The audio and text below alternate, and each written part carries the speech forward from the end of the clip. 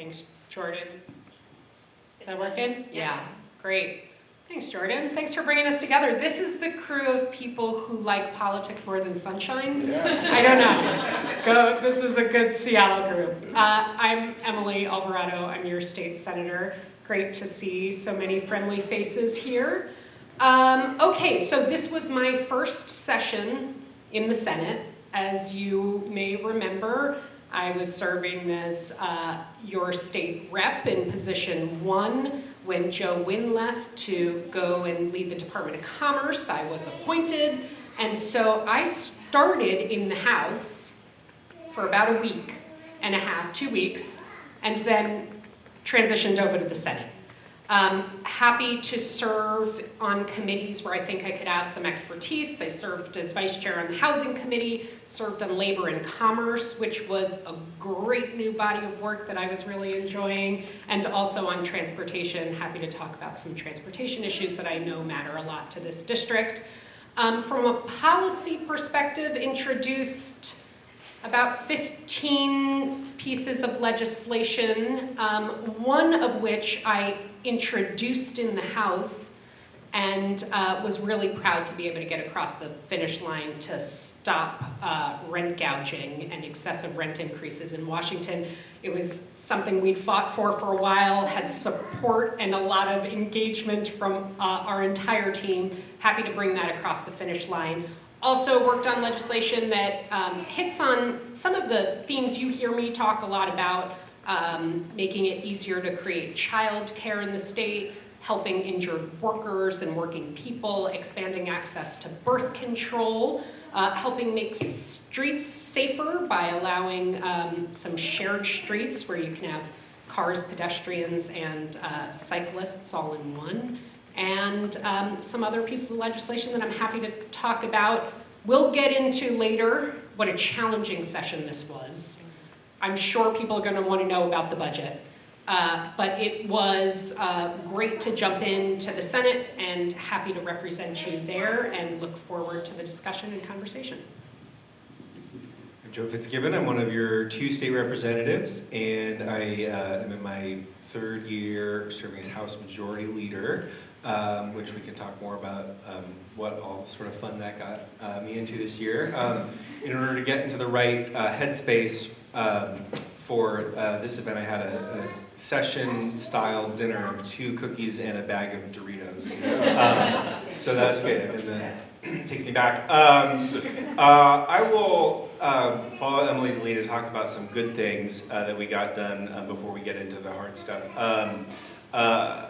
Some good under-the-radar successes on climate and the environment. I had a bill to strengthen our clean fuel standard, which is a law that I worked for a long, long time to try to get passed and then finally passed into law in 2021, but we had to compromise significantly in order to get it through and had relatively weak targets at that time. The bill that we passed this year really significantly ramps up those targets and removes some elements of the law that were making it slowing down its positive contribution to cleaning up our transportation system. So that was a great win. Had a bill to make a couple changes to the Climate Commitment Act, which Washington voters overwhelmingly voted last fall to not repeal, and in the recognition that it's going to be around for a while, had a bill to try to just make it work better in a couple of key ways. We have a bill that I wasn't the prime sponsor of, but was very happy to see get through was our recycling reform law, which another one many years in the making, but which is going to have a really big impact on both improving access to recycling for people across Washington, reducing costs for people across Washington by shifting the cost of paying for recycling from us through our, if you're in Seattle, your Seattle Public Utilities bill, to the companies that produce hard to recycle products. And so incentivizing, so they're both going to pay for the improvements to the recycling system, and then because they have to pay for that, that incentivizes them to change their packaging to make it more recyclable or more compostable or just have less packaging altogether, because that means they don't have to pay as much. So it's a great win, and so on the climate and environment front, those were some things that I was excited to see move forward. I am Brianna Thomas, your newest representative. I think I'm officially maybe 120 days into the gig.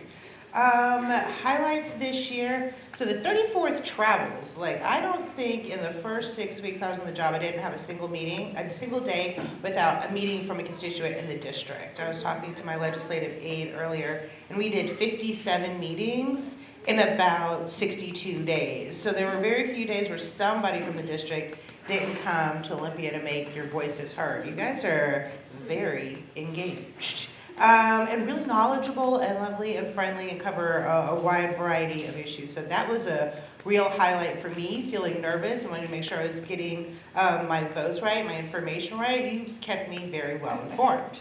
So thank you for that.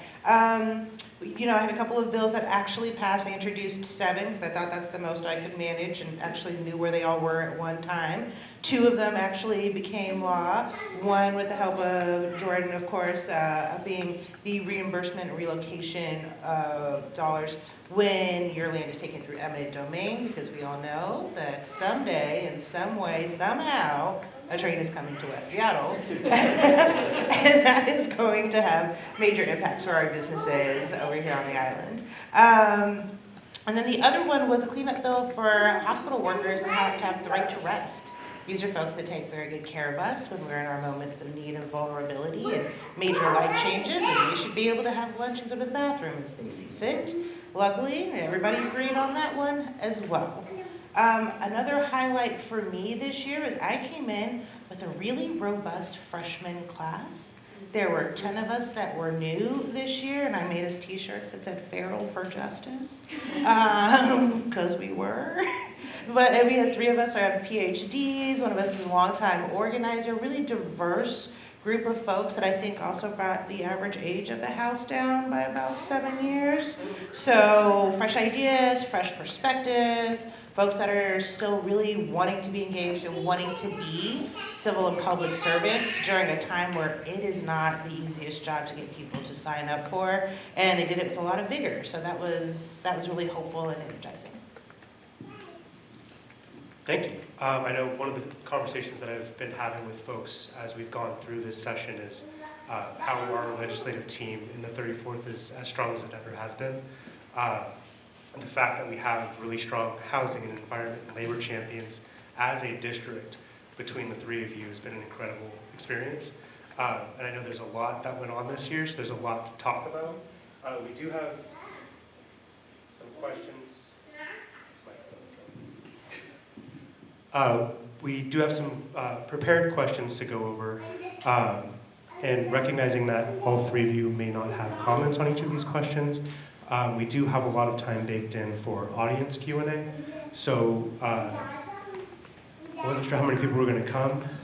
So I prepared a QR code for people to scan and submit their questions digitally, but there's, I think, a small enough number of folks here that we can just do old school style live Q&A, as long as you can all promise not to lead your questions with too many comments. First question, with the passage of rent stabilization, how do you expect Washingtonians' experience with finding affordable housing will change? And what future work do you expect to see in the legislature on rent stabilization?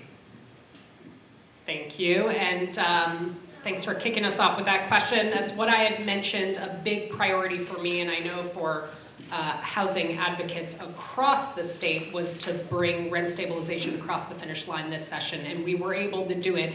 We had a hearing, the first hearing in the House Housing Committee on the first day of session, and the bill finally passed on the very last day of session. So if there could be twists and turns in the legislative process, this bill certainly saw those twists and turns. Ultimately, I'll be super transparent here. What we introduced was rent stabilization. What we passed was an anti-gouging law. And that's the difference, because ultimately it caps rent increases at 7+ CPI up to 10, which is basically 10%. No reasonable person should be raising their rent 10%. It is just beyond what is necessary to keep up with costs, even rising costs.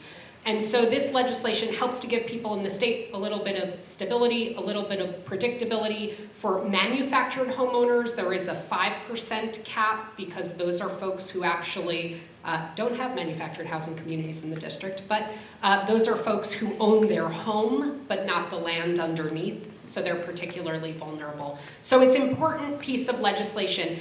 And for us, I think for Democrats who've been talking about housing issues for some time, we see stabilization as one piece of a broad strategy to help make housing more affordable. I mean, look, housing is so unaffordable that when you poll people in this state, they say housing is one of the top 3 issues. Homelessness might be one of the top 3 issues. And the third one is the cost of living, which is basically housing and homelessness. So we know that it's a priority.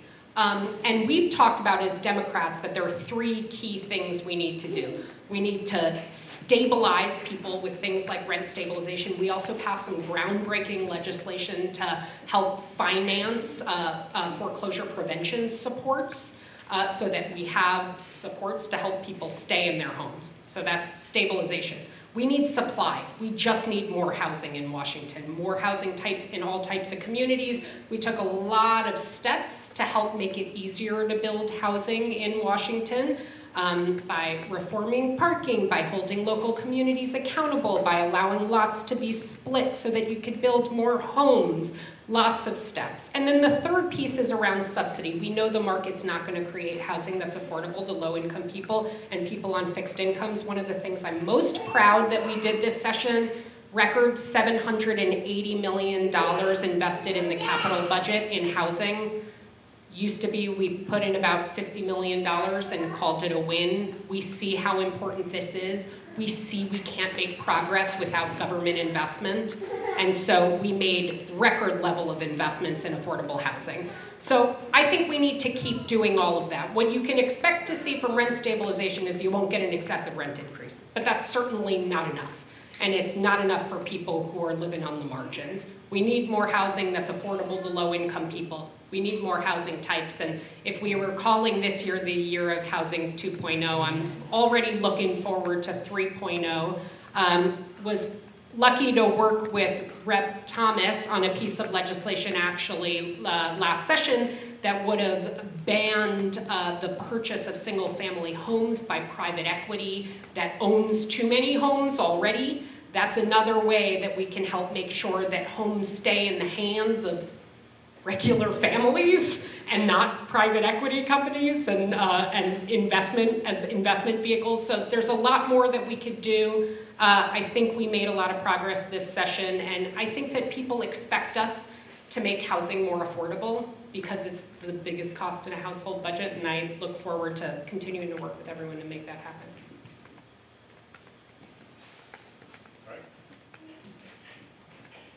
There are some ongoing efforts to introduce more progressive revenue options at the state level. What guiding principles should Washington follow in designing a more equitable tax system? And do you have any specific things that you are pushing for?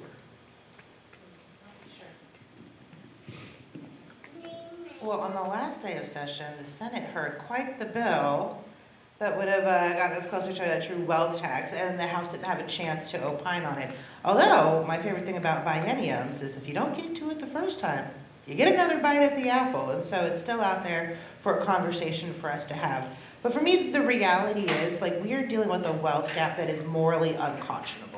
We do not have a lack of resources or an unhealthy economy in Washington State. I just don't have the tools to get my hands on that money to get it to the people that need the social safety net that was so obvious and so prevalent during COVID and continues to be a growing need. I was fortunate to be able to speak with some good folks at a WFC rally where we were looking at balancing the budget in part on state worker furloughs. These are the people who take care of our foster kids. These are the people who take care of our aging communities. These are the people who take care of Washington.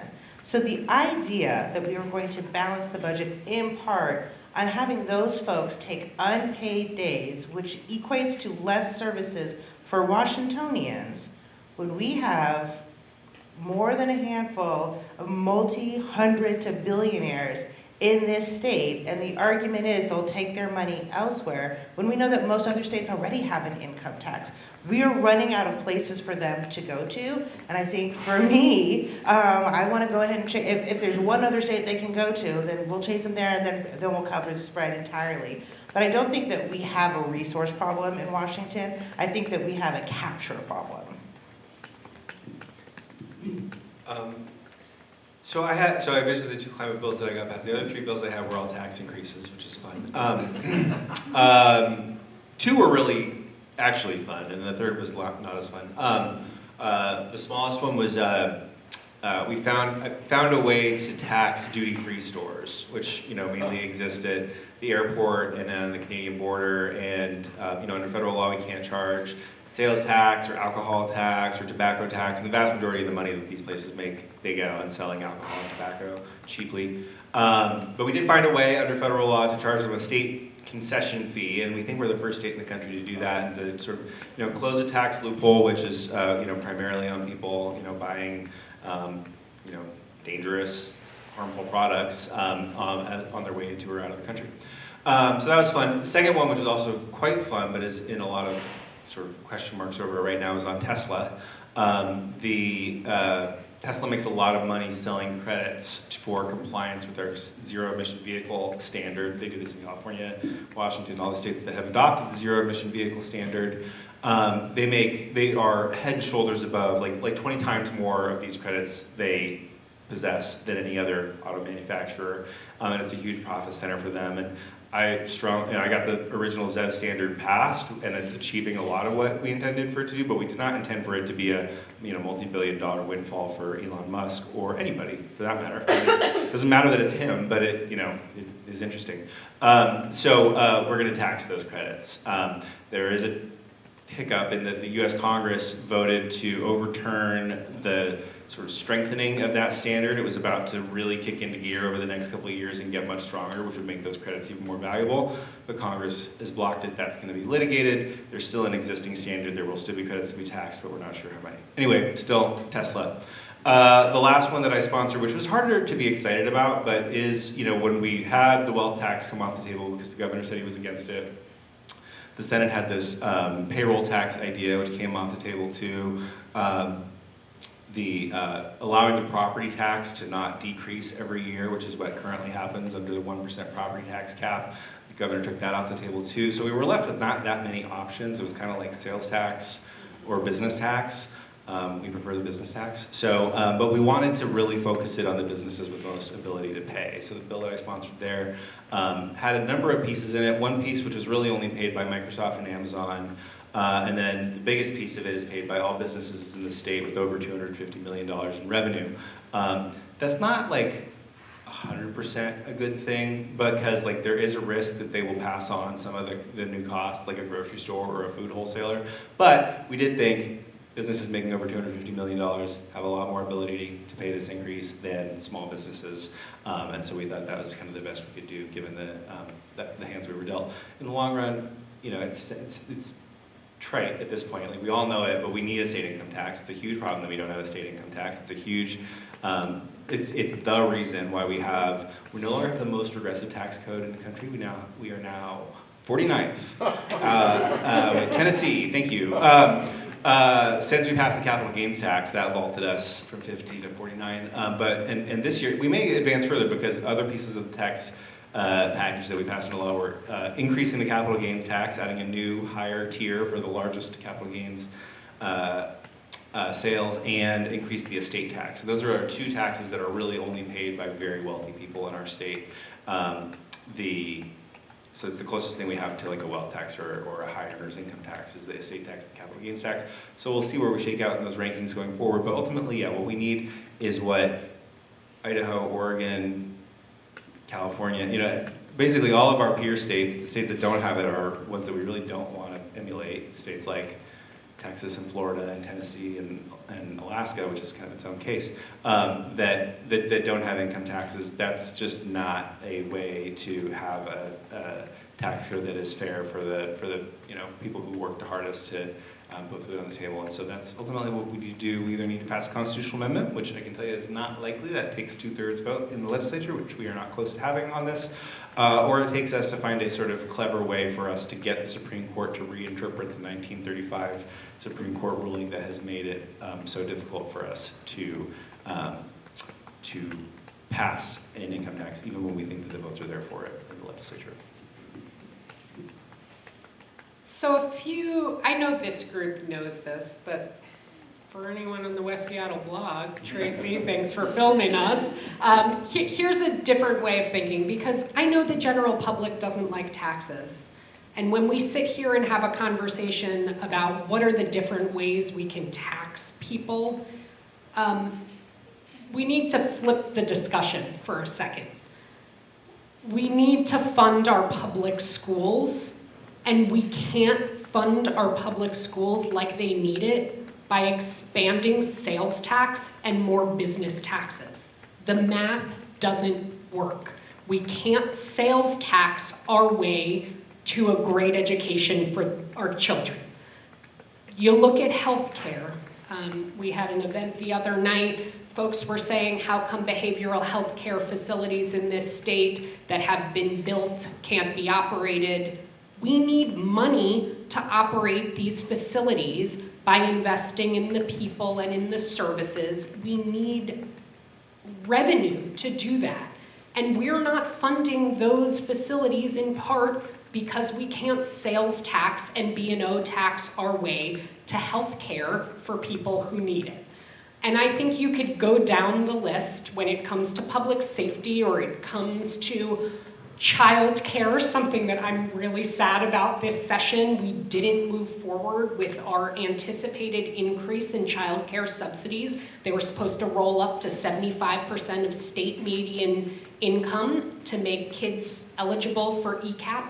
We didn't do that because we don't have the revenue, because we can't sales tax and B&O tax our way to child care for all. We know that if we funded child care for all, we'd make billions and billions of dollars in this state. If we funded a world-class public education system, we'd have smarter, healthier people around who can innovate and make us more money. If we made people healthy with healthcare investments, we wouldn't be paying on the other end. So again, it's that we don't have the tools right now to make the investments that we know pay dividends. And that's why we end up having the conversation of taxes. And when we talk about it being regressive, I mean, one thing is that it's just limited. I literally don't think you can raise the sales tax enough, even if you thought it was a good idea, to the point at which we can fund the things that we need to fund in our state. But it's also then just patently unfair to do that, so that working class people and poor people are paying for those services when wealthy people who also benefit from state investments, from a high functioning state, they benefit from that and aren't contributing. So we talked about the different tools. We basically have creative options, wealth tax, we have payroll tax, lots of things to explore. But I hope the public knows that this is about us recognizing that we can make investments to make our state even better, to make it a great state, but we don't have the tools right now, and we got to get more creative what those tools are. And we need to work together as Democrats with the governor, and I hope with some time he recognizes that we need more tools on the table if we're going to do this. I mean, folks talk about public safety in our state. You can't, local budgets are atrophying right now. They do not have the resources, they don't have the tools to invest in public safety because our revenue tools are limited. So that's what this is about. I support many different options of progressive revenue to help make it more fair and to make those key investments. One kind of like mundane thing, but just like a window into the kinds of things that we have to think about when we're balancing the budget is our most acute budget problem was the 2025 to 2027 fiscal biennium, starting July 1st, 2025, ending June 30th, 2027. Taxes that are new or like novel, require a lot longer for the Department of Revenue to get them up and running and start collections. So the wealth tax or the payroll tax would have been well over a year before we would start to see any revenue. And we knew that particularly the wealth tax, probably both wealth tax and payroll tax, were going to be litigated in court as well. So ultimately, and this is a really just unfortunate sort of self-reinforcing reality. When we're dealing with a short-term problem, we kind of turn to a solution that, a revenue stream that we can turn on relatively quickly, and that's the ones that we already have. And so that's just this negative feedback loop that keeps us sort of dependent on the taxes that we collect, which sales, property, are the primary state taxes. Oh, and I should say that wealth, one of the things, obviously property taxes in our state goes towards education. And one of the things about wealth is because it would be classified as a property tax, it would be specifically earmarked as a resource for education, which is one of the great things about it. So beyond the scope of the revenue question, which might be tricky, what should be the near-term and long-term priorities in making healthcare more accessible and affordable across all income levels and across the state of Washington?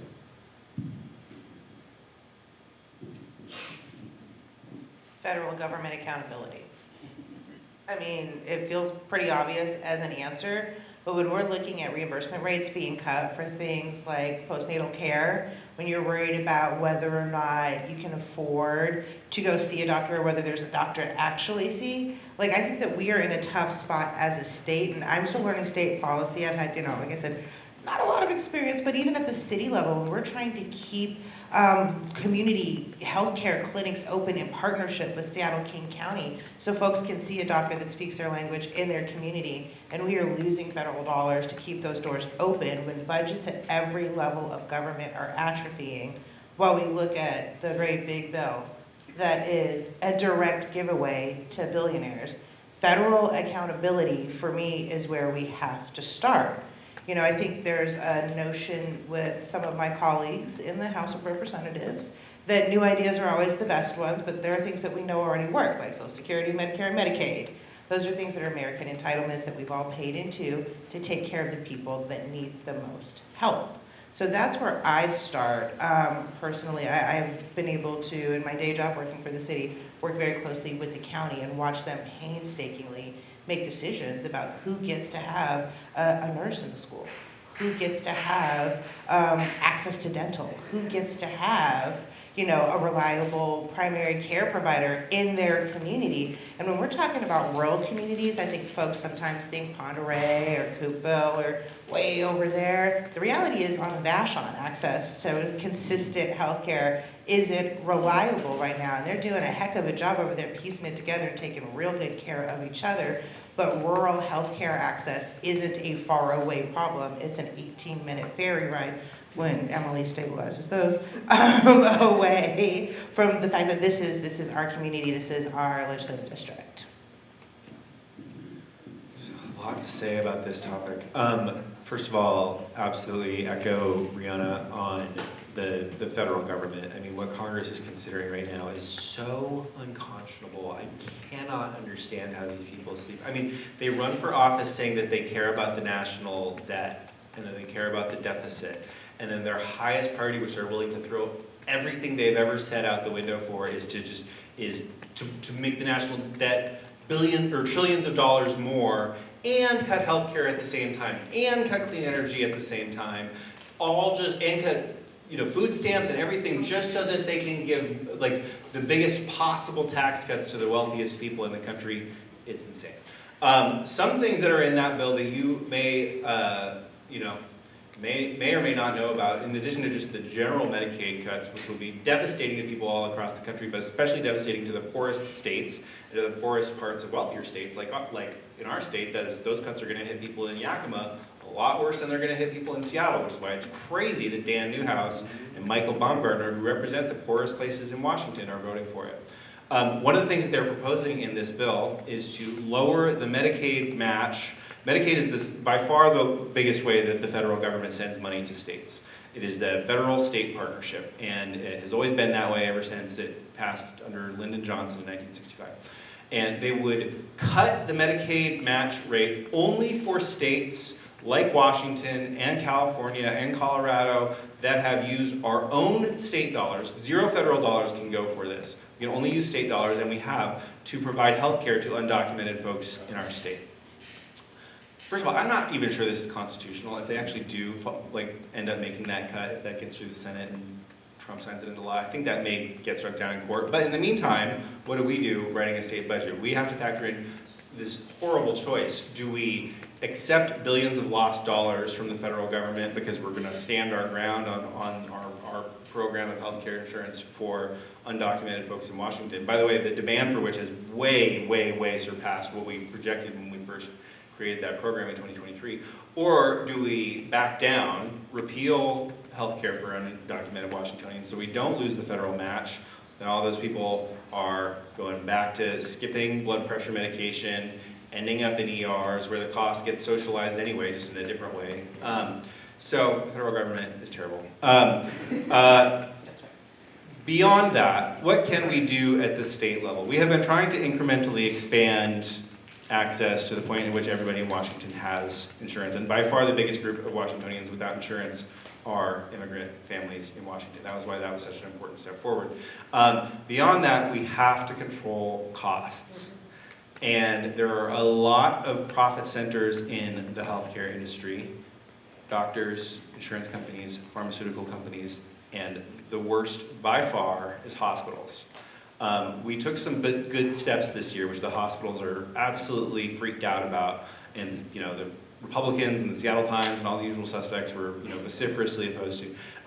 That bill would have, or will cap what the state health insurance programs for school employees and state employees pays to hospitals at 200%, double what Medicare pays.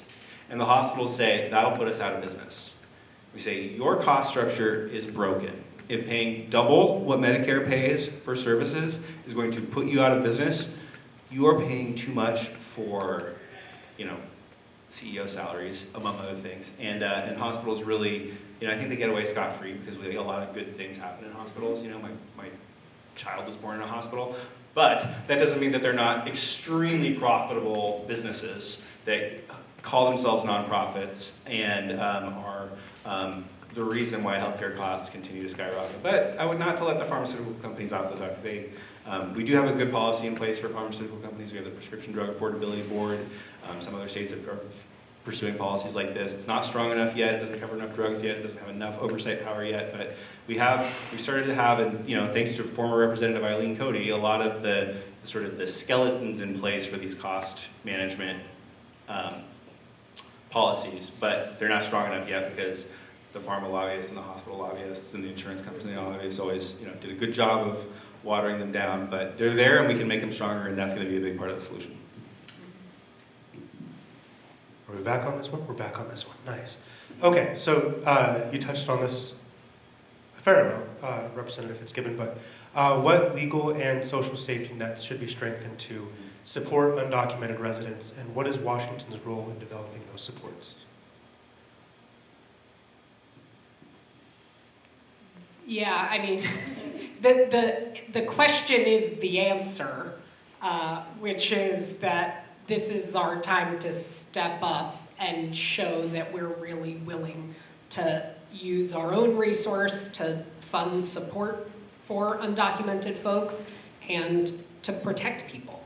And I think you see, even in California, with Governor Newsom and folks who are feeling like it's no longer politically okay to defend humans, regardless of immigration status, and I just think that we can't do that. And we've continued to take steps, and we haven't backed away from our commitment to funding, for example, healthcare for undocumented folks. There are other things we need to continue to push on. We tried to make some progress on some of our social safety net programs, like housing and essential needs programs, where we have more flexibility with state funding to be able to support folks.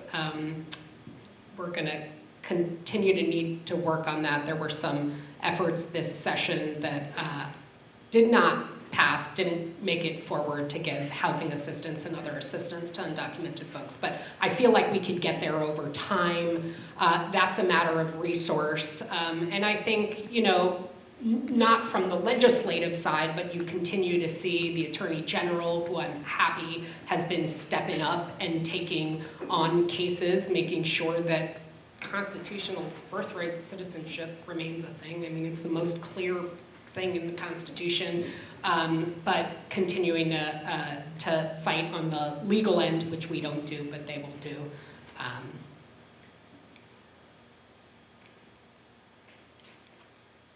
I mean, I honestly feel outside of resources and outside of proactive legal strategies, this is a place of real visible solidarity.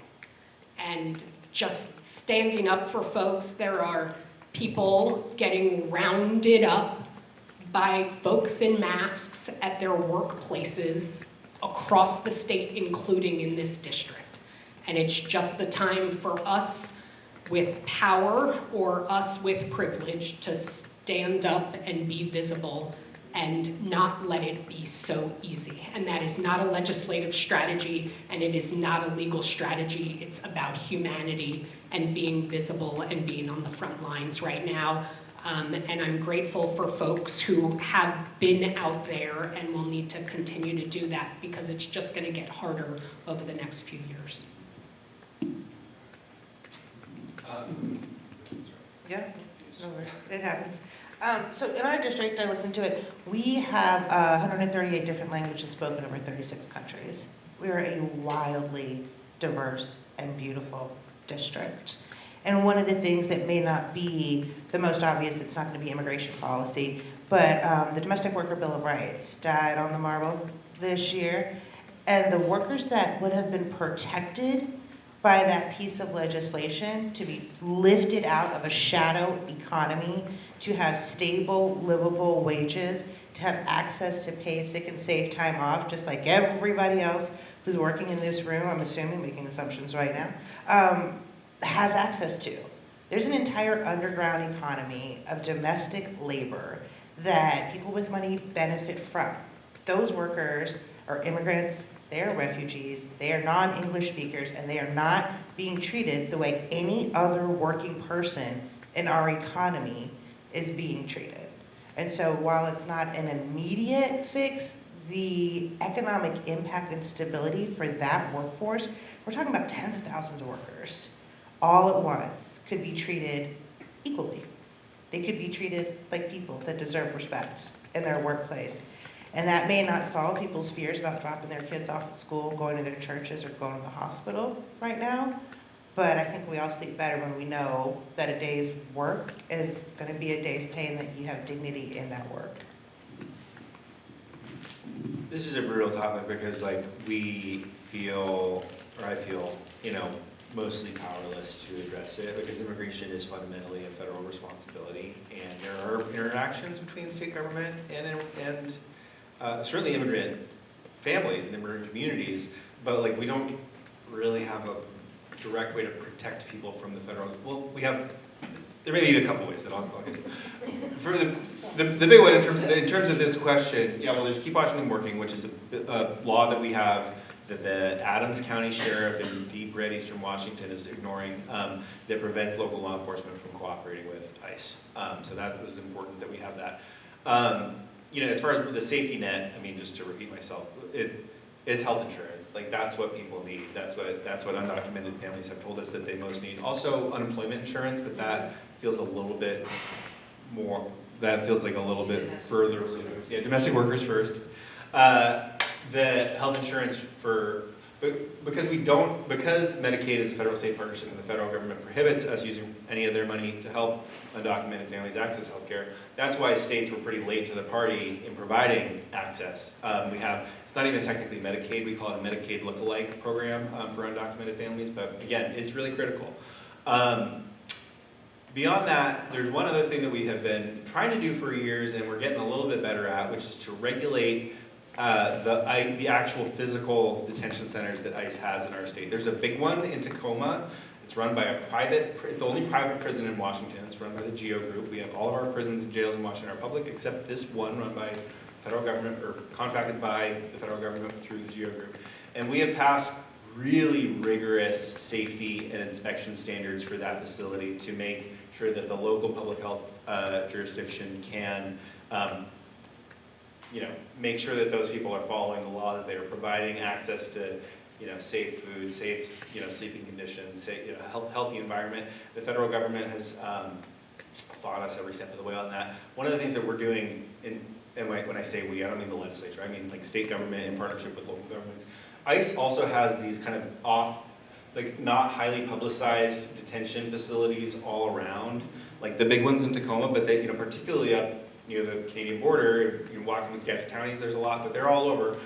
Where one of the things that the administration is doing, to their credit, the Ferguson administration, not the Trump administration, is like identifying where these ICE holding facilities are to make sure that the local governments, as well as state government, primarily the local governments, are inspecting them and regulating them and making sure that they are following the law there too. Because just because the federal government doesn't mean they get to ignore state and local health and safety regulations. So again, that feels kind of small, but it's what we have been able to identify. So on a similar note to protecting domestic workers, in the face of a shifting economy, what steps should Washington take to ensure that all workers, especially gig and care workers, are treated with dignity and fairness? Can you read the last part of that question again? I saw your hand go up. In the face of a shifting economy, what steps should Washington take to ensure all workers, especially gig and care workers, are treated with dignity and fairness? Well, I mean, luckily, we lead here in Seattle on that. I love a good gig worker bill of rights and a minimum wage that's still in place, despite the current council president's attempt to roll it back. I'm sorry about that. I think that we do have to recognize, like the domestic work, that gig work is indeed work. Like we've been working against this narrative that it's high schoolers or college students or someone saving for a vacation that's doing Instacart in the rain or the brutal heat or smokepocalypse as our newest season here in Washington. Like these are people, again, traditionally immigrant black and brown folks that are working in a service industry. And we talk about tax on services this year as well. But making sure that we really in Washington hold true to that credo. All work is honest work. All work is dignified work, and it's supposed to be treated equally. Now, I personally would start at capping CEO salaries and redistribute that wealth down to gig workers that are bringing my delivery at 11 o'clock at night because I'm lazy. But until I get that done, I think a version of the gig worker bill of rights that we had here in Seattle, clearly modified for all of Washington, because it's not a monolith and it does need some customizing. But I think that'd be a place that I would start in conjunction with the Domestic Workers Bill of Rights, which you'll hear me say over and over again until it passes. Yeah, a few thoughts, and I'll mention a couple pieces of legislation. We actually did make some good progress on a few issues this session. One, I was proud that we moved forward on a follow-up to the Paid Family Medical Leave Act bill, which I sponsored in the Senate, Liz Berry sponsored in the House, which, as you know, Paid Family Medical Leave, super popular program here that lets you have time to either heal when you're ill or to be with a newborn baby or to care for a family member. But for many workers, and this is primarily low-wage workers, workers of color and women, if you're in a job with fewer than 50 employees, you are not guaranteed that you get your job back if you take PFMLA. Prior to this law that we just passed in Olympia. Well, imagine that. If you get access to benefits, but you can't keep your job, it's not meaningful access. So we did pass legislation that was attempting to eliminate that 50 employee requirement to expand job protection to all workers. We didn't make it all the way. We made it to most workers, up to 8 or more employees, but that'll be meaningful for a lot of working people in this state who believed actually that they had PFMLA protections, but didn't know that they didn't have the job protection there. So we were able to expand that. A big piece of working people protections that I'm really interested is in around childcare workers. We know that childcare workers right now are some of the lowest paid folks in our state. And that's part of why it's so hard to access childcare, because the entire model doesn't work. We don't pay folks enough to do the work.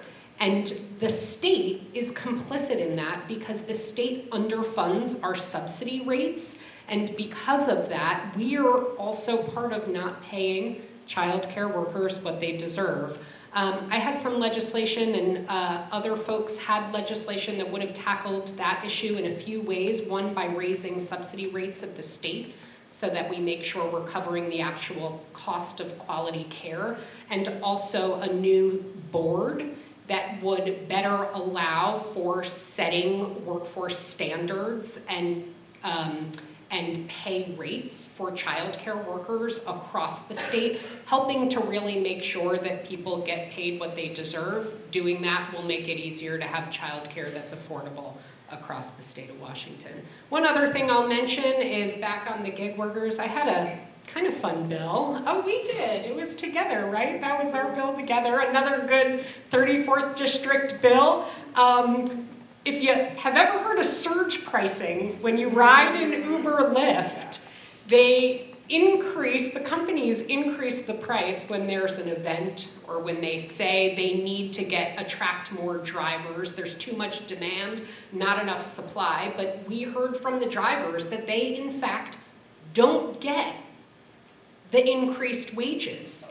They make some more money, but the surge pricing is surging profits for the companies, not for the workers. So we engaged with Uber and Lyft, and we had a bill that would have made it so that during large events, prices are capped relative to what the drivers make.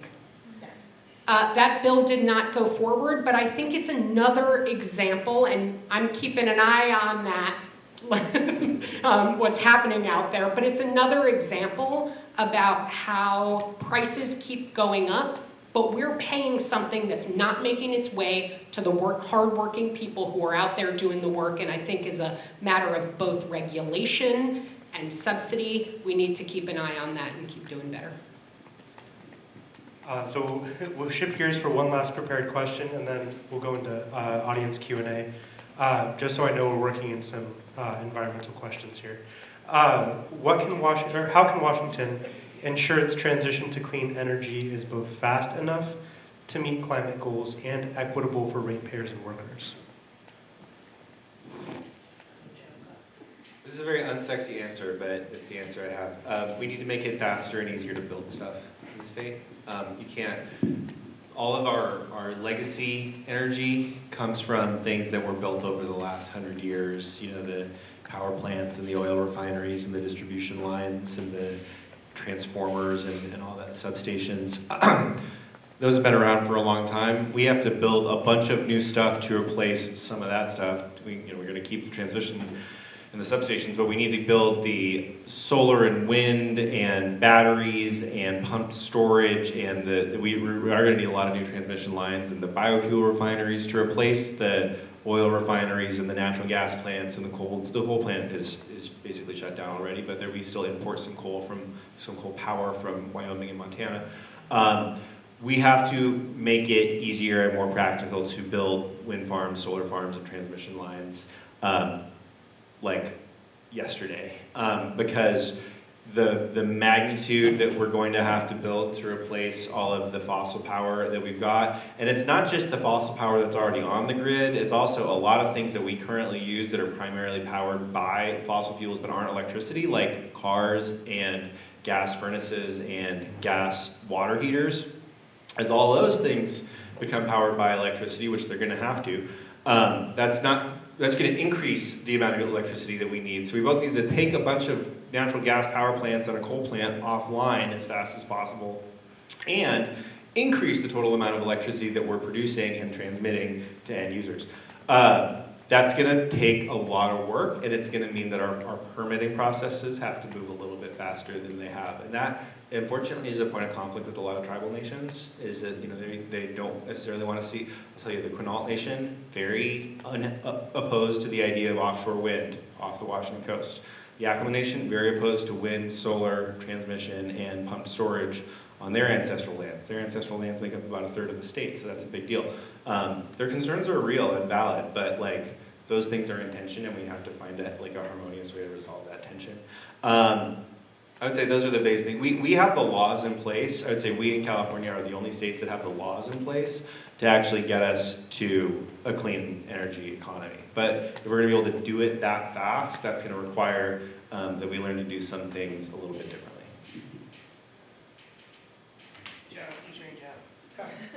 Okay, so go into live audience Q&A, starting with you.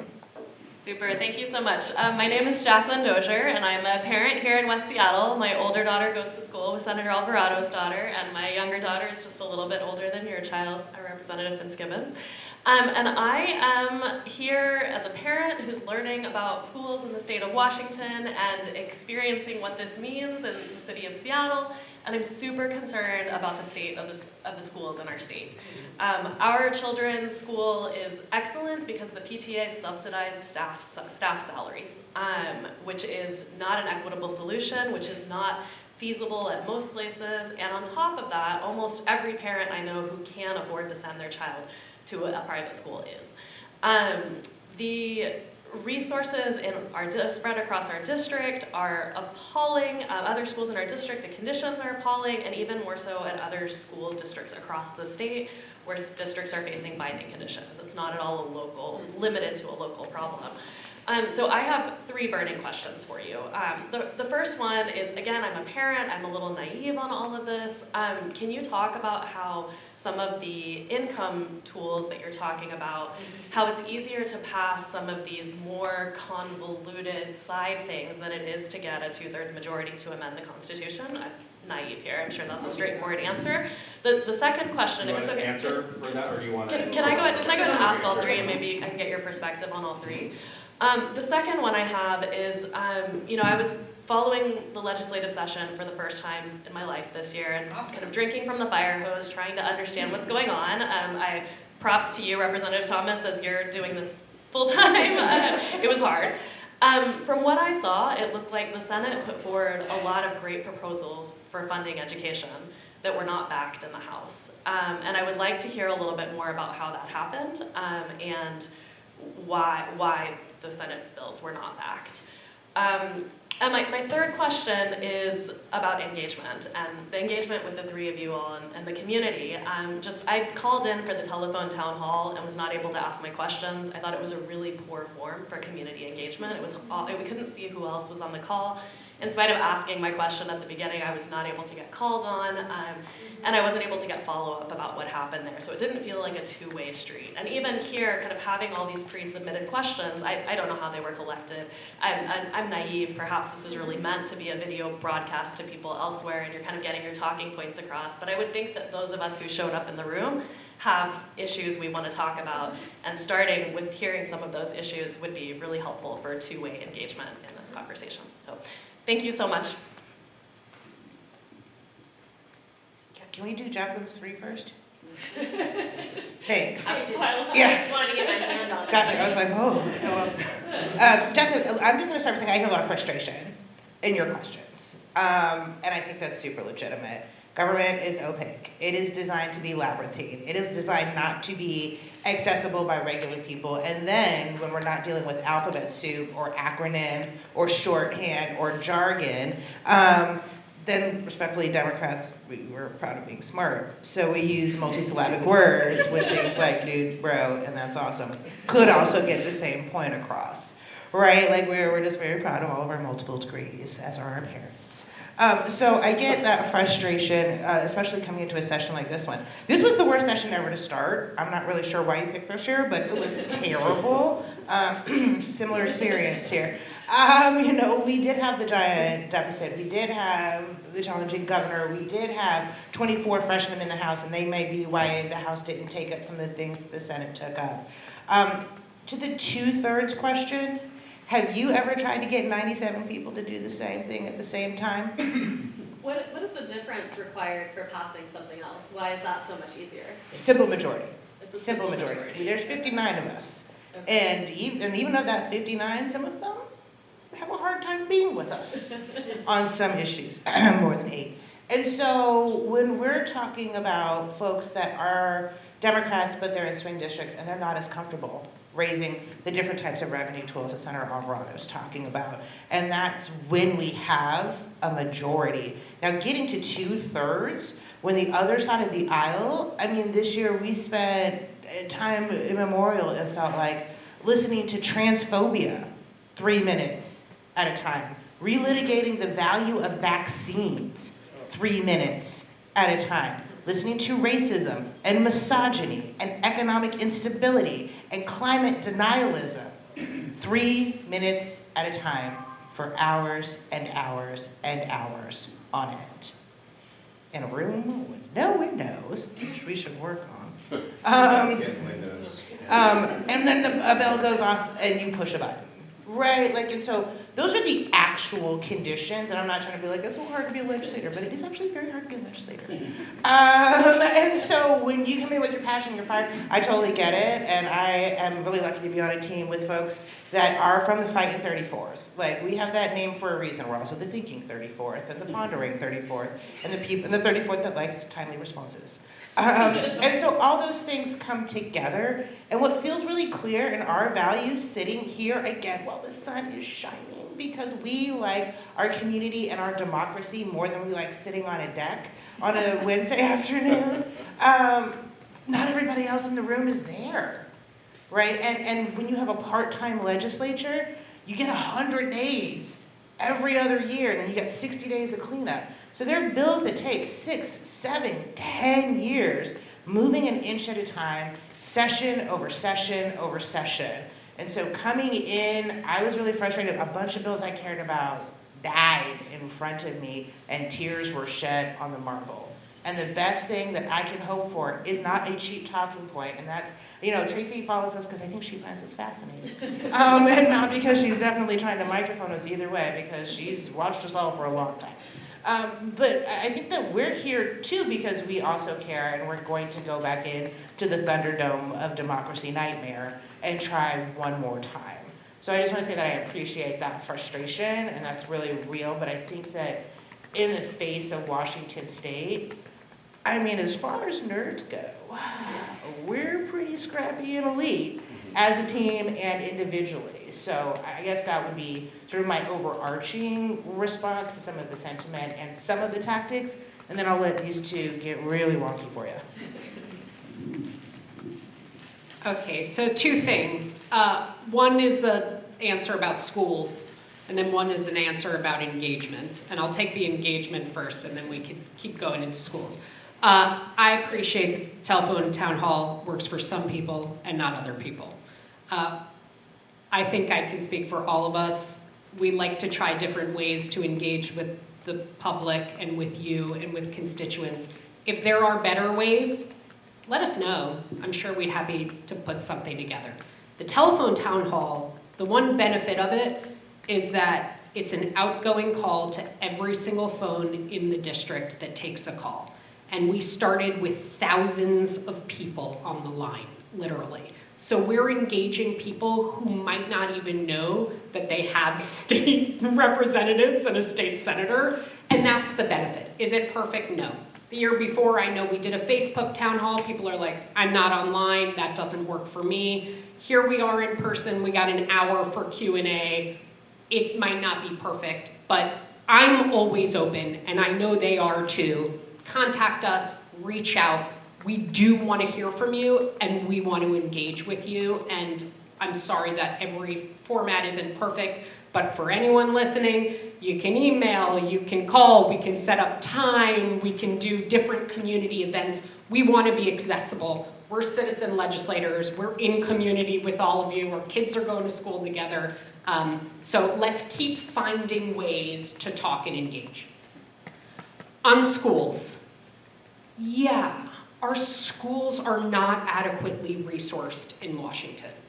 And one would think it should be so simple as to walk in Olympia and have the collective political will to raise taxes and fully fund schools. And there is not. And it is not from us. There are not the votes in Olympia to raise the taxes necessary to invest in our schools.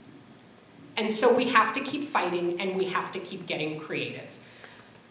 This year, what the Senate did was to put some things out on the table, and honestly, they got taken off the table by the governor before the House could even consider them. So that wasn't the House saying no. The governor said no wealth tax, and as I mentioned earlier, part of the elegance of the wealth tax is because it's property and we can say it's for schools. We really felt like it could be a new resource for schools. It was taken off the table. The payroll tax was quite frankly taken off the table by large corporations in this state who did not want to see us move forward in it. I don't know that that would have been all allocated to schools, but again, it was another resource. So we have to do the necessary movement building and advocacy and organizing that's needed to build more political will. In that, and I don't want to make excuses because we have Democrats in every part of this state, right? So let's figure out what we can do. What we did do is we put $1.2 billion, I think 1.6 billion, thanks Joe, always there to clean up on the numbers, into schools over the 4 years. Is that enough? No, it's nowhere near enough. It's 1.6 billion more than we had. So it's 700 plus million for special ed. We took one step in removing the cap. Is that enough? No. We got to figure out the whole funding formula and make it work better for districts. We have to figure out how we're resourcing communities who are not willing to put their own dollars into funding schools. So we have a political will problem. I think we did what we set the marker high in the Senate as part of a conversation. I believe our entire delegation agrees with that. We got to work harder on getting the political will there to increase those investments. What I will say here, and I say in a lot of other places,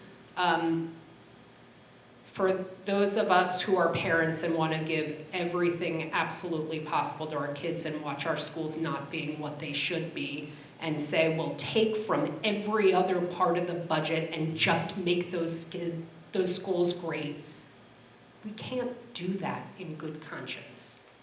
First of all, a big part of our budget, unfortunately, it goes to other things that make people and humans and families and communities whole, like healthcare, like childcare, like food investments. So there's not a way to cut to put the money there. And even if we tried, we wouldn't do a good job for our kids. Because then what? Then they graduate from school and we defunded our higher ed systems? That doesn't help us. Or we took away the social safety net so that more kids are going to school homeless and so I get that feeling. I think we take an approach to the budget where we say, we know this is a priority. If we're gonna put a couple of $1 billion in the budget, let's put as much as we can in schools. Was it enough? No, but it's a broader conversation of where our revenue is gonna come from to do better. And I hope we can all join together through every form of engagement, because we're gonna have to build a better movement. My last thing I'll say is that I wanna thank you and many others. There was incredible parent advocacy this session like we've never seen. Came out, branded the $1 billion bake sale, built connections in parts of the state. Wasn't just Seattle coming out there, but rural, urban, east, west, north, south. It's gonna take that to hold us all accountable to doing it, and I appreciate the incredible advocacy from parents and from you getting involved your first time. We're gonna have to do a lot more, but we took some steps. It wasn't enough. Yeah, and I'll talk a little bit about what just what we did, what we ultimately came to. And let me start by saying, the Senate budget, both chambers released their proposed budget. The Senate budget had $2.7 billion for K-12 education, significant increase. Now, I guess, is that full funding? What is full? I mean, I think that's something that we don't have a common definition of what full funding counts as. And so that's, I think, one sort of gap in sort of what are we shooting for? What does full funding mean? Is that when class sizes are 15? Is it when they're 12? Is it when they're 10? I don't know, right? Like, and what is the right pay for a teacher? Teacher salaries are by far, like, what dollars are going to when they're going to K-12 school. That's like 90-ish% of what K-12 dollars would go for is teacher salaries, as it should, right? The House was lower than the Senate on that and was higher on most other things. It was higher on housing and homelessness, higher on healthcare. We didn't do state employee furloughs. We didn't do cuts to state employee healthcare benefits. I know this is obviously not targeted to Emily, but we put out different budgets knowing that we were going to compromise on everything and meet where we could based on the amount of revenue that we were able to raise. And so the Senate was higher on K-12, House was higher on early learning and higher ed and healthcare and everything else. The state budget is about half goes to education. It's a little bit, slightly less than half if you're just looking at K-12 education, but if you include early learning and higher education and apprenticeships and career and technical stuff, it's like probably closer to 60%. But that sort of, so that doesn't include prisons, hospitals, nursing homes. Prisons are part of it, state parks, right? So what we were able to do was $1.6 billion in multiple, and that doesn't include the increased ability that we provided for districts like Seattle, Highland, and Vashon to tax themselves more based on what voters have approved locally to collect. That was one that we talk about why we can't get Republican votes for a constitutional amendment for an income tax. The Republicans were on fire opposed to allowing Seattle taxpayers to tax themselves more for their local schools. It was probably one of the things that they were the most opposed to at all this year. Their fears, the Seattle Times asked for it to be vetoed. This is one thing. And it's Highline too. Highline, Vashon, Seattle, all three of our districts. Highline is a poor district. I mean, Highline it's property rich, but the student population is poor. It's got much higher free and reduced lunch rates than many of the districts that are property poor, so don't pass their local levies, but do get money from the state to make up for the fact that they don't have as much money from local levies because they have lower property values. We increased funding for those poor districts through what's called local effort assistance. We increased funding for all districts in the state for what's called materials, supplies, and operations costs. That's just a check to state, to districts to pay for things like insurance and electricity and boring stuff. But by far the biggest increase that we did in K-12 education was for special ed in a couple different ways. A student who's identified as having special needs, the district gets an increased payment from the state for that student's needs, knowing that it takes more staff to provide that kid the supports that they need in the public school system, paraeducators and so forth. We increased that multiplier, and that was where I think that was like 600 million of the total. And then there was a cap. For many years we've had a cap on the number of students that could qualify as special ed in a district. It used to be 13 and a half, then we raised it to 15, and then we raised it to 16. This year we got rid of the cap entirely. So if a district identifies 20% of their students or 50% of their students, hopefully it's not that would be really hard, but then they would get, all of those students would get that multiplied rate. And there was another thing too, which is even more helpful. Special ed is really where we did the most investments in schools because that is what we've heard consistently from district, and that is basic education. That's not an optional thing. Seattle does many things for the students in Seattle which are optional, right? Are things that the Seattle taxpayers and the Seattle School Board have chosen to do above and beyond what the state funds as far as basic education. Special ed is not part of that. Special ed is mandatory, and the state needs to make sure that kids with special needs are getting the help that they get. Is this going to be enough? Probably not. We are going to find out. We increase funding for education every year. Every year we've increased both the per student funding and the aggregate funding for education. Doesn't mean it's enough, but we're trying to catch up. We're trying to catch up where we need to be, and that part of that catching up is reforming our revenue structure so that we can bring in more dollars, so we can invest in K-12 without eliminating healthcare for undocumented Washingtonians. Okay, I have a question. Yeah, this doesn't work. Yeah. But I can yell loud, so I'm good. So I want to touch on three things real quickly. I'll be quick so you can be long. The Keep Our Care Act. First of all, Emily, thank you for sponsoring it in the House and Senate. And you'll all get a chance to Right, yeah, that's pretty impressive. And why is 5 years of failing? And then 2, net metering and funding residential solar. I have 15 solar panels, 8 months out of the year I pay no electricity, and I have a plug-in hybrid.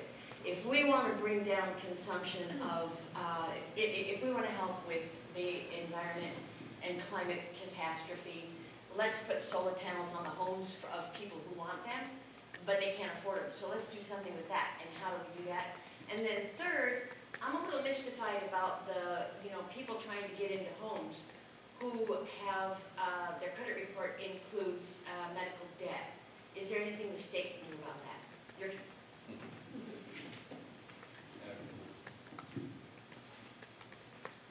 Oh, Those did I are say- really all over the map. Keep Our Care Act, and the Yes, bills, no, I yeah, forgot the yeah, numbers, but you know yeah. what they are. Medical debt. Yeah, Good. okay. So with Keep Our Care Act, and for those who are following along who don't know how much, as much about this issue, is that we have a lot of hospital consolidations and mergers, and not just hospitals, but medical facilities.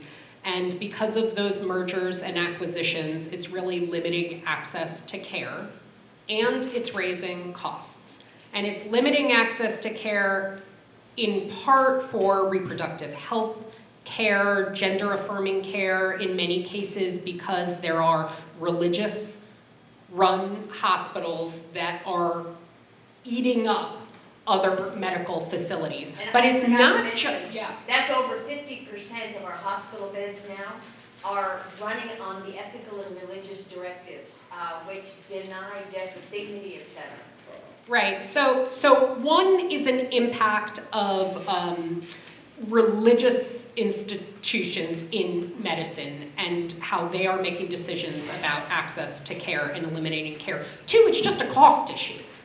The more that you have consolidation, folks can increase cost and limit care on anything from dialysis, not just abortion care and end-of-life care. So it's a problem for our state. The problem with the legislation is that it couldn't even make it out of the healthcare committee. Was it judiciary this time? Judiciary. So this is where the legislative process comes down to looking at the committee structure and making sure that even before session begins and committees are set up, that the work has been done to make sure that the bill has a path moving forward. So I actually think that there is likely the support for the legislation in the legislature as a whole. It might still be tricky. People are even Democrats, not very want to regulate, especially when the threat is that you're gonna lose access to care, which is what they say, right? You'll hurt medical facilities, you'll hurt rural communities. I know that's the problem we're trying to solve, but it's exactly what they say. You'll put people out of business. So I don't think that, we have to overcome that, but I think we could get the votes. We need to look at the committee structure and start figuring out how we build legislation that can make it all the way through. So super important legislation. I think you have support from all of us. I think we need to keep having conversations to get it in a position where it can make it through the committees or have the committees change over time, over the years, to give it more of a path forward. Okay, solar. I also have solar panels on my roof. It's great. Unfortunate reality of solar panels is that they generate power like some of the time, right? Not all the time. And I don't have a battery in my house. I don't know if you have a battery in your house. So when we're running our dishwasher at night, that's not my solar panels electrons that are running the water heater and heating up the water from the dishwasher. That's power from the grid, and then we, more than make up for it in the daytime, which is why it works out to zero. But there does still need to be like the distribution network and the transmission network for Seattle City Light to bring in the power from the dam and the upper Skagit, so that I can run my dishwasher not just when the sun is shining. Solar panels on rooftops are great. They are much more expensive, per watt generated than like utility scale solar or utility scale wind, but I still think it's great. I love being able to generate my own power. And I would love to increase the net metering cap, which says that you can get a credit on your bill for all of the power that you generate. You and I both have that. I think you're probably a Puget Sound Energy customer on Vashon. I'm a City Light customer. Each utility can only do, or is only required to do net metering up to 6% of their total load. Seattle City Light and Puget Sound Energy are both at that cap. We increased that from 0.5%, which was crazy low, to up to 6% a couple of years back. The reason that they don't want to see that cap go any higher is their expenses are not just the expenses to generate the power, they also have the expenses to move it around, to have the distribution lines, to have the transmission lines, to have the substations, to have the meters and all the stuff to, put out a fire when the when a power line goes down. So we still have to pay for that as customers.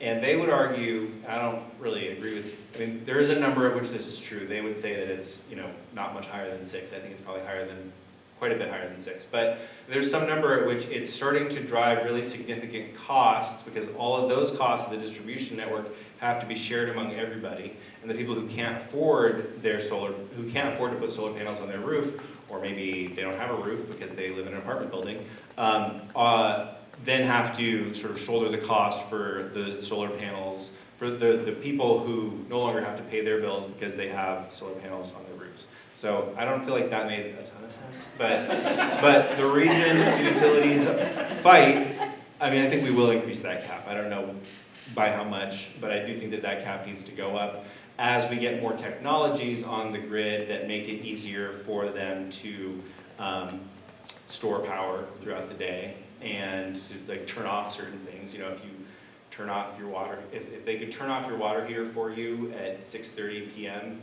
which is when the peaks tend to happen, then that could save a huge amount of money, and they probably wouldn't have to build so many transmission lines, and we would save everybody money, and then we could maybe increase the net metering cap. So there's a lot of technology that has to happen in order for us to get to the place where more people can have free power. I got debt. You want Debt? No, I don't. I got debt.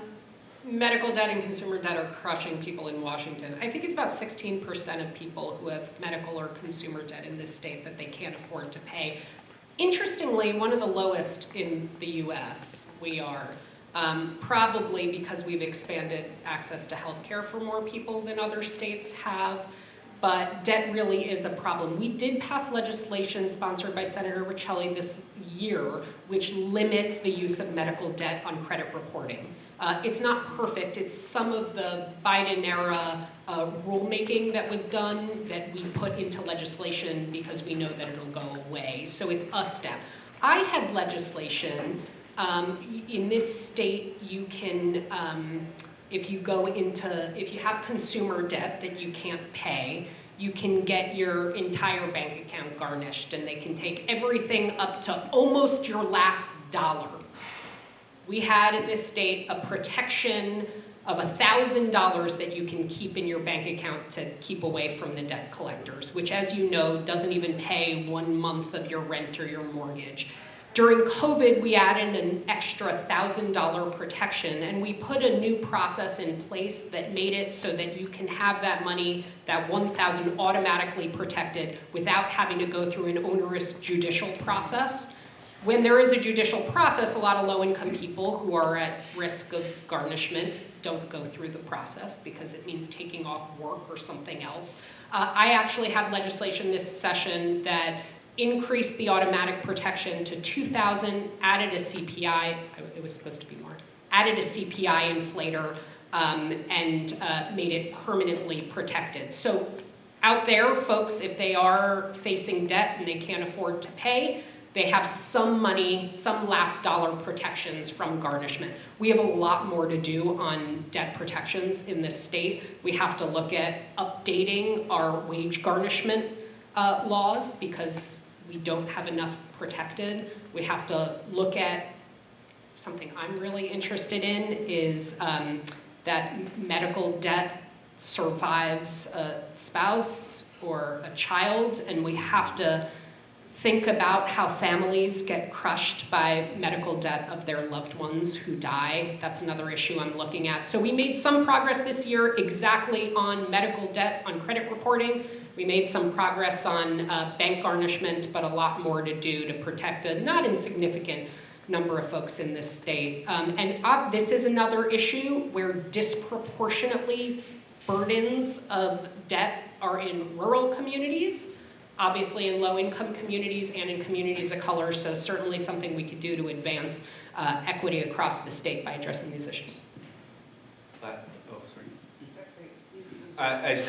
I'm not an expert in this, but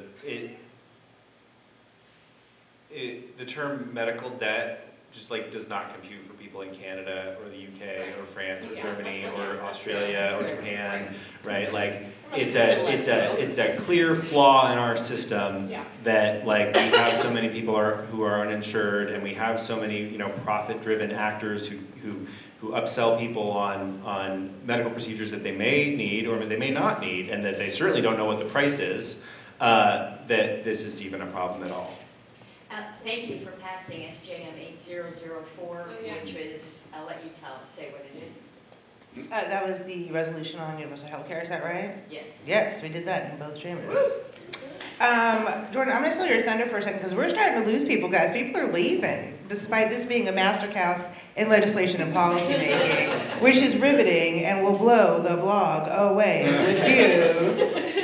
And I have to catch both. Yeah. So I'm going to ask a question of my colleagues, just for change of pace.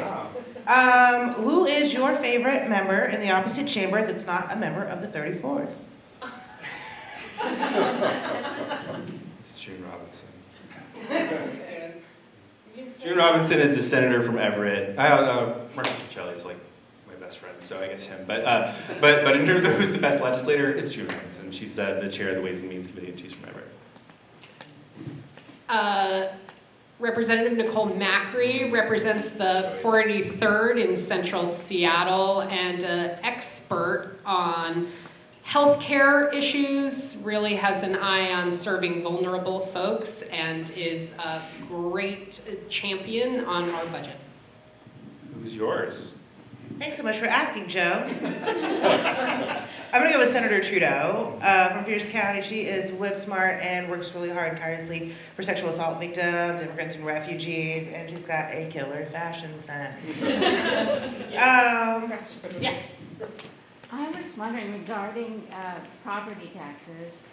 When I drive around my neighborhood, I see these huge parking lots. They're like maybe half a block outside the church, and it's always empty.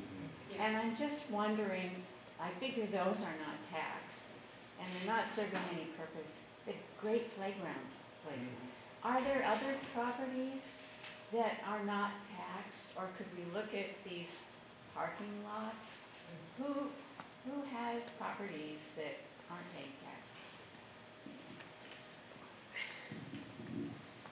So there's a conversation bubbling up across the U.S. about a land value tax, which would fundamentally reform the approach to property taxes to tax it depending on its highest and best use.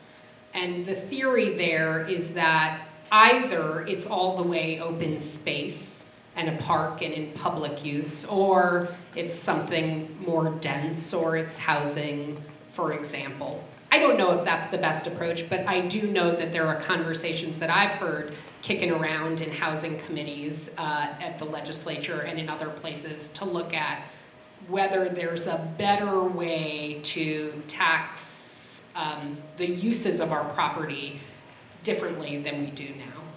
Outside of that, I will say that I did have legislation this session that looked at really large, vacant, underutilized commercial spaces across the state, and looked at ways that we can convert those more towards residential development. It's something that we saw passed in California, some legislation that helped to jumpstart and make it so that we didn't have massive parking lots, but instead we had mixed-use buildings that made our communities safer and better and provided more housing. That legislation didn't pass, but I look forward to working on it and thinking about ways that we can better activate those spaces, not just as a matter of taxing, but putting them into better use.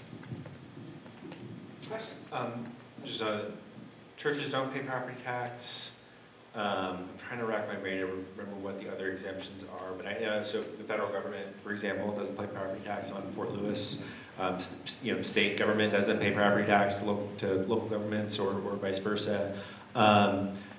There are other there's like kind of an exemption for privately owned open space land, which people have different questions about the merits of. I share your question though about like, is there a way that we could better utilize, if a parking lot is full 1 hour a week when people are at church, like maybe there's something that is why you see a lot of churches with a more social justice focused mission open up that space to like people to sleep who Not don't in have Burien, where I live. not in Burien, which we got a bill on that, which didn't make it, but I think I like the idea that Emily brought up about the land value tax. We're doing some homework to see if that's constitutional, not clear. But I definitely, there was a bill in Colorado, last thing I'll say, that didn't pass this year, but an interesting idea that would basically exempt churches from growth limits in like local land use growth limits. So like a church could say, we're gonna build 100 affordable apartments on our parking lot, and the city can't say no. Now for reasons that I'm sure you can guess, some cities want to say no to that. The bill didn't pass in Colorado, but it's an interesting idea for the reason that you identified. Well, Roxanne hops on here and asked a very question. I apologize for a little bit of this. Representative Nance had a bill that I think you were co-sponsored on this year. Mosquito fleet. About the mosquito fleet. I commute over to Vashon Island for high school. We got to meet with you earlier this March. And so at the end of June, we have no ferries during the daytime, or no mosquito kind of passenger ferries during the daytime, which, you guys did great work on that. Kind of, what's next with that, and what are you guys looking towards for the next session? Thanks for the question. I just need to do a shout out. I won't say your name, but this incredible person was part of the PAGE program down in Olympia this session for me. For anyone out there, if you're 14 to 17, you can apply to be a PAGE in Olympia and spend a week down checking out what we're doing both in the House and the Senate.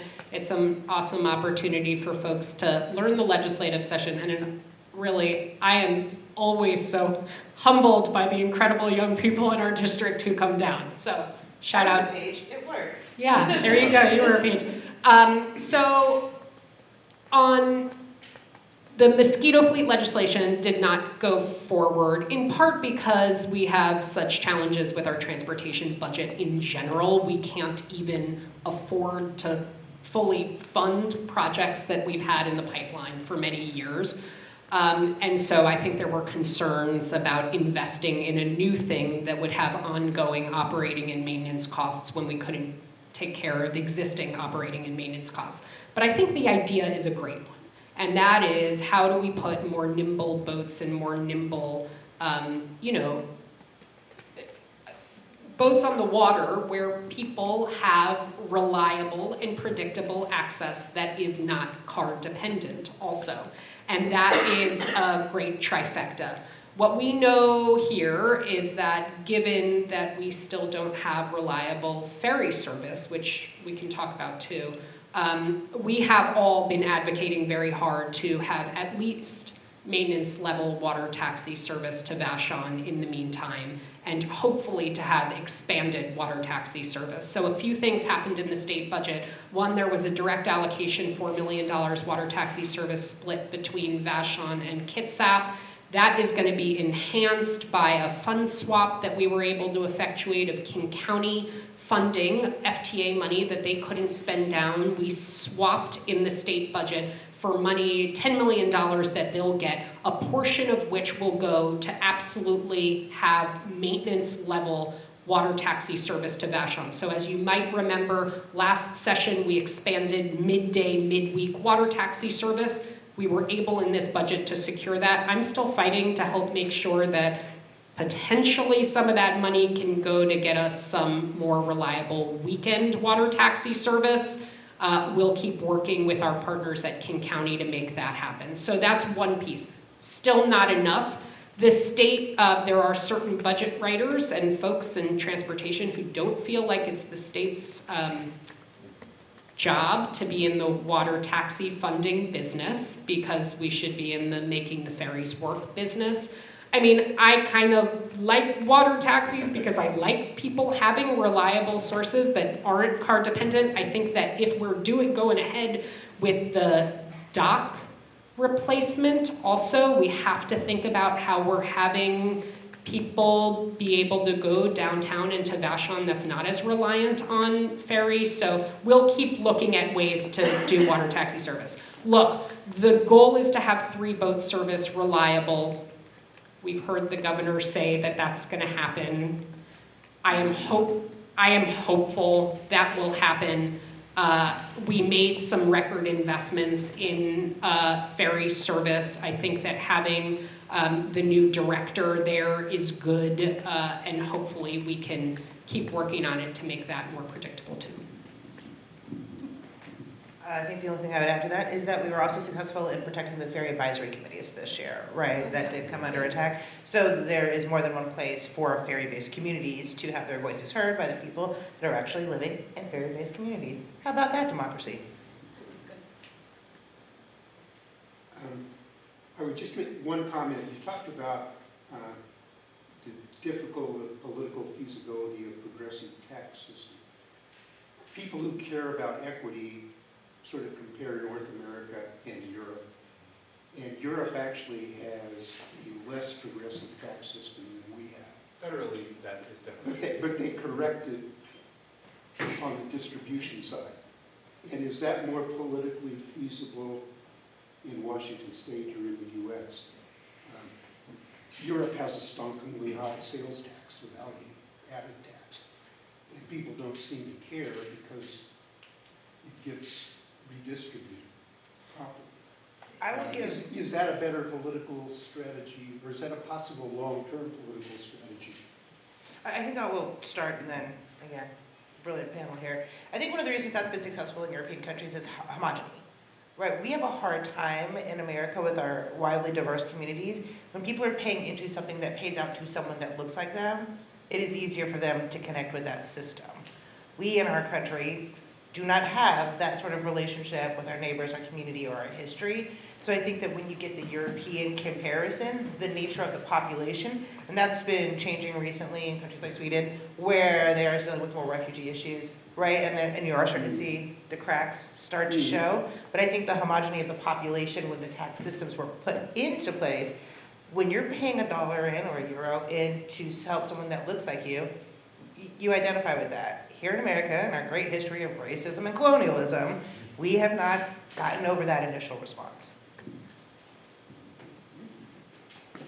I don't know that I have a ton to add. You know, I think every tax has a downside. There's not a perfect tax that exists. And, you know, a value-added tax, which is what Europe and Canada tend to rely more on than we do, you know, it's a lot like our sales tax, a couple differences, you know, falls more heavily on lower income people.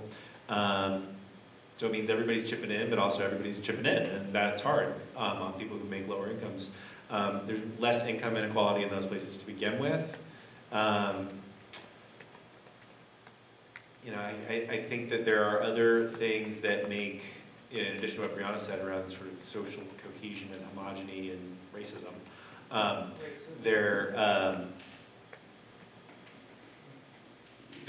there are risks, I think, of, like, I don't know that Europe has done a good job of sort of integrating the new immigrants to their country either, or their countries either. I think that you do see some increasing sort of social lack of cohesion in countries like France and Germany, where immigrant populations are very segregated from this. I also just think that there's kind of more of a legacy of trust for the government there, which you are starting to see fracture in countries like the UK and France and Italy, where they're electing far-right governments. So I don't know, we have a lot to learn from each other, but we also have a lot of the same problems.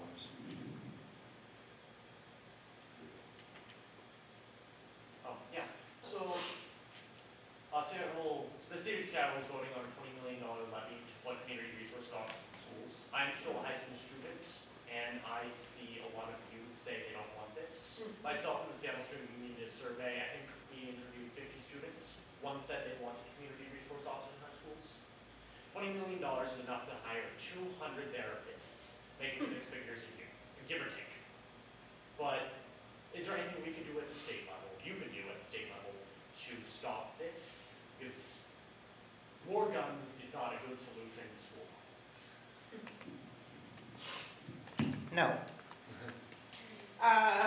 But luckily here at the 534th, we actually have a relationship with the school superintendent. And I'm sure they want to hear directly from community and students like you. The reality is, when you're talking about Seattle Public Schools, there are widely different experiences in different neighborhoods, and what creates safety, what feels like safety, what looks like safety is different school to school to school. Last year, I worked on some of the Harrell administration's investments on school safety and preventing gun violence. We identified schools where there were high levels of gun violence, where non-gun and badge responses, counselors, wraparound services, after-school programs, making sure folks that are likely to become perpetrators of violence have alternatives. Several of those schools graciously declined to accept our funding or our program model because they just weren't interested. So when you're talking about each school district, it is a school district, but each school is a microcosm, and because one school says that they do one thing, another school doesn't, the $20 million, one, is hard to spend, and it's over 7 years. So it's not all at once. We're not just like throwing $20 million with this PD just overnight. So let's talk about pacing there. Also, officer hiring is still a challenge, and a school resource officer is a very particular type of police officer with a very particular type of training, skills, and expectations. So I don't think that we are in peril of tomorrow morning waking up with a bunch of RoboCops in our schools. I don't think it's going to happen that way. Government has literally never worked that quickly, even when we want to, so there's that. But you do have to be cognizant of your desire for your school and someone else's desire for their school are equally valid desires. First of all, thanks for the question. I'm glad you did that survey of folks to understand what students really want. I would just start by saying that our schools should be safe, and it's terrible that we're having the conversation of whether to put police officers in schools, because we got to figure out a way to make our schools safe. And I know that there are schools in our district that are struggling. We know that Bridges and interagency schools have really felt like they've been left behind by SPS, and there are investments that the state can be making on the capital side in buildings that actually make them a lot safer, with just having the facilities themselves be safe. So I do think that from the state end, on the capital budget, and on what we invest in our schools, we can help show that there are ways to make schools safe physically that don't have to rely on police officers. Your point was an even better point, which is that we can invest in mental health counselors and in support staff and in other people who can keep schools safe too. We can't do anything specifically about the Seattle measure, but I do think it's incumbent upon us. We've made some progress over the last few years in increasing the number of mental health counselors in schools. We need to continue to make sure that everyone has their needs met. Finally. Dave Allen, I'm a resident of Genesee Hill. 2 questions and then thank you. I'll do the thank you after you answer the question.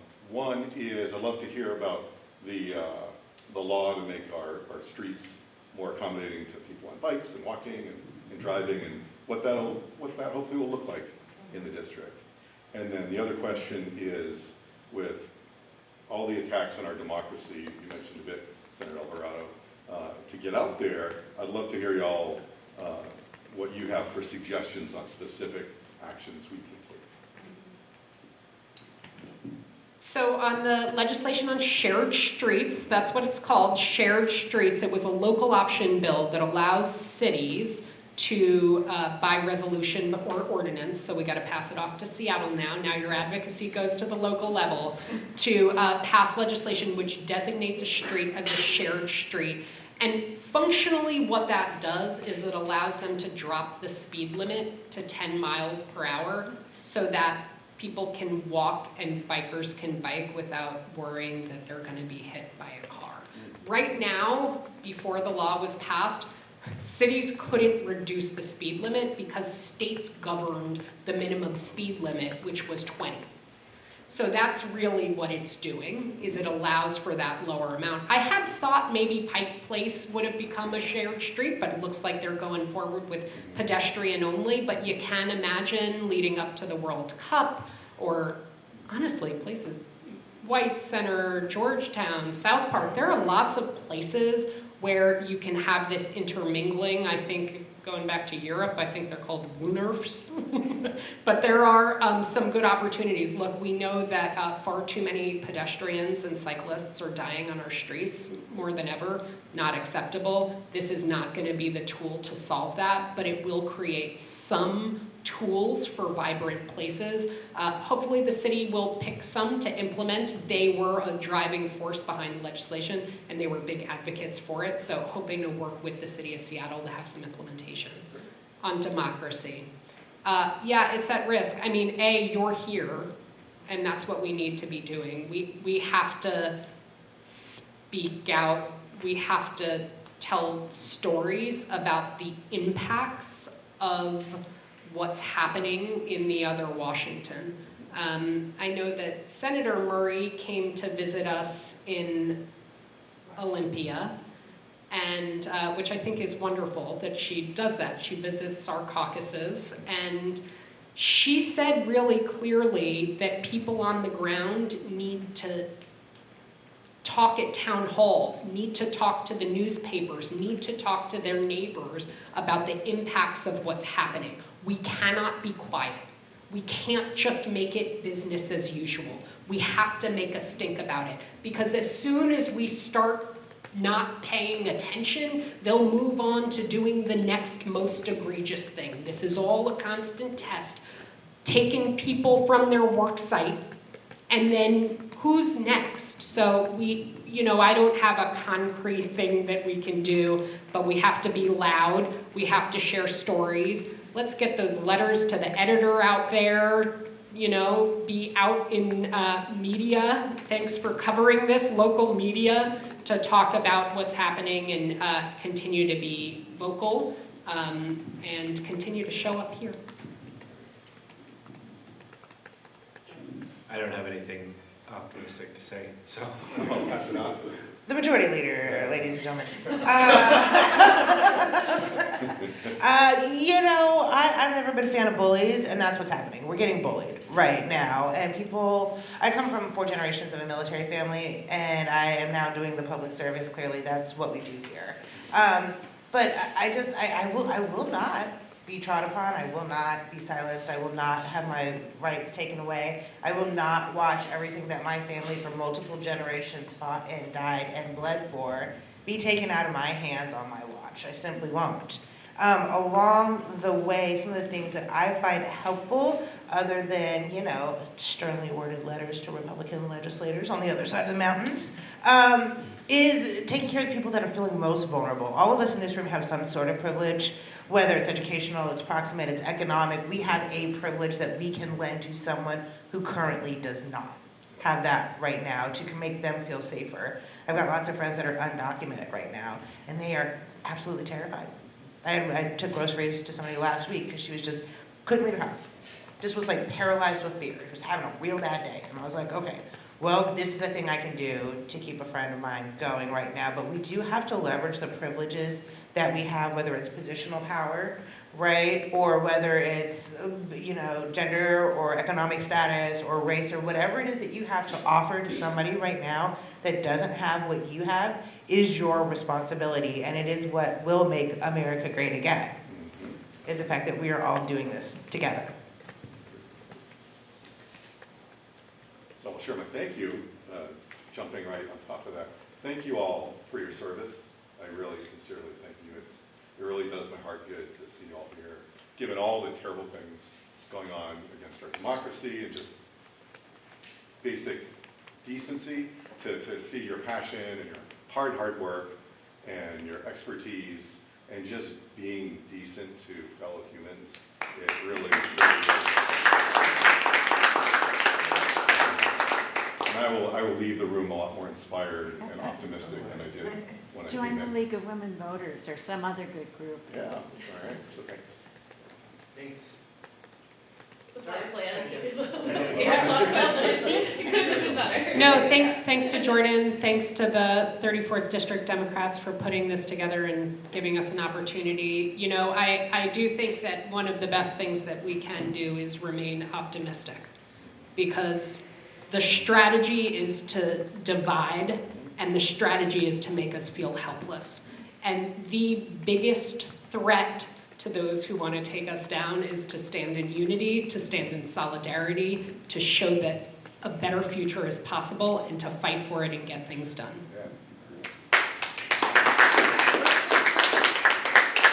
Yeah, one of the things that we've been really leaning into in this term is the importance of being secure in, clear about, and consistent in defense of our values as a party.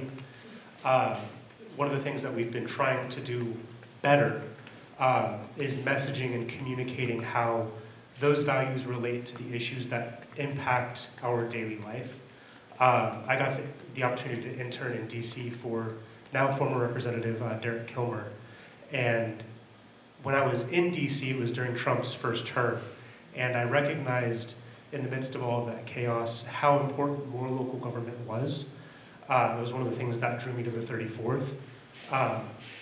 And seeing the work that the legislators that were in your roles when I came in, but seeing the work that you're all doing now is amazing to see, coming down and doing public testimony, seeing all of the hard work that you've all had to put in around budgeting and environment and labor and housing. They are things that also relate to our more local governments, to our counties and our cities throughout the state of Washington. And there's a lot of work that we need to be doing as not just the 34th District Democrats, but the other organizations that we're all involved in, to make sure that the work at the counties and the cities is supplementing the work that our state legislators are doing. So I would just encourage everyone here tonight, everyone watching at the blog, all of you who sat through all of this, thank you, to make sure that our cities and our counties are held accountable for supporting the progressive values that we need to be fighting for in times like this. Last comment that I'll make is our organization is having our annual fundraiser on June 7th at the Washington State Black Legacy Institute, which is actually right here in West Seattle, formerly known as the Sanctuary in Admiral. And it's going to be an exciting event. We have a lot of special guests, a lot of amazing opportunities that folks can access with our elected and appointed officials. So if you're here tonight and you haven't purchased your tickets, if you're watching on the blog, and I know Tracy has the link, feel free to get your tickets, and we'll see you all there. Thank you all for joining us, for watching, and participating.